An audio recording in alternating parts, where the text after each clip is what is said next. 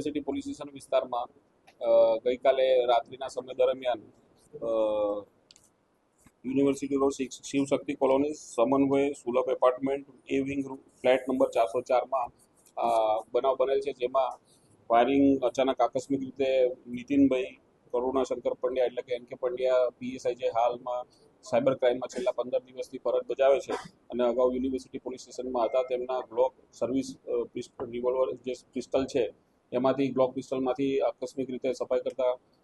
Firing થયેલું, તેની અંદરની ગોળી નીકળતા તેમને હાથના ભાગે ઈજા થયેલી અને ફ્રેક્ચર થયેલો અને ત્યારબાદ ગોળી રિકોશેટ થઈને તેમની સાથે હાજર પૂજાબેન મહાવીરસિંહ પરમાર છે તેમને ગોળી પડખાના ભાગે વાગેલી અને આ બંને સારવાર હેઠળ છે અને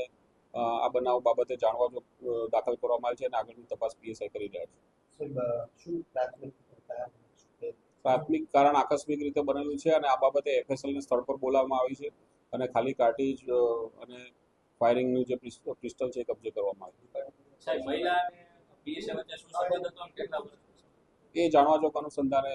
તપાસ કરનારા અમલદાર તપાસ કરશે. સક્ષમ અધિકારી નક્કી કરશે ને એ પ્રમાણે આગળ.